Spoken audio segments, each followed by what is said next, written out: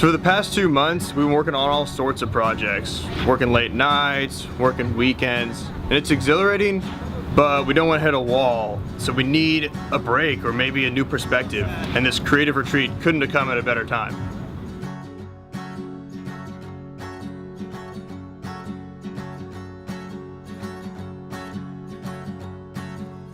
Lately I've been thinking, what the hell am I doing here?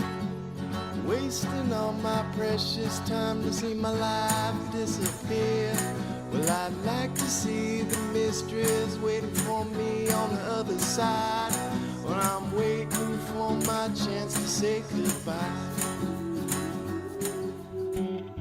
The Swall Institute is a place that I designed and created collaboratively with a bunch of friends. My name is Eric Burlow, and we intentionally created a space that was a creative incubation place to be able to do and work on projects collaboratively or individually. The mission is just to foster collaborative work and creative thinking.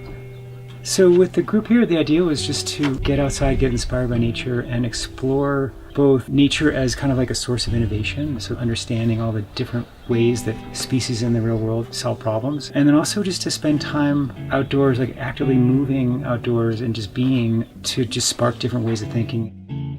There are more microbial cells in your body than there are human cells, right? So we're just like these walking sacks of microbial ecosystems within us. So there's stuff on a small scale happening within us that's kind of reflected on a big scale out here.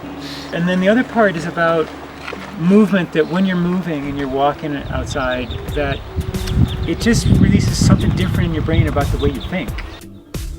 The first hike we went on was in this really interesting volcanic area, and it was a beautiful, vast expanse of an open montane meadow. The idea was to deeply observe species living there and put yourself in the frame of mind of another species and think about what kinds of problems are they solving. Really, it's so valuable to get out of our normal context and be in nature and live with each other for a few days, experience something different, and then be able to take that back and apply it to the things that we're working on. Today, we kind of zoomed out even further to just look at the landscape scale. We were really sort of being in a different landscape. It was more a glaciated landscape, and went off the trail to feel like we're just part of that whole setting.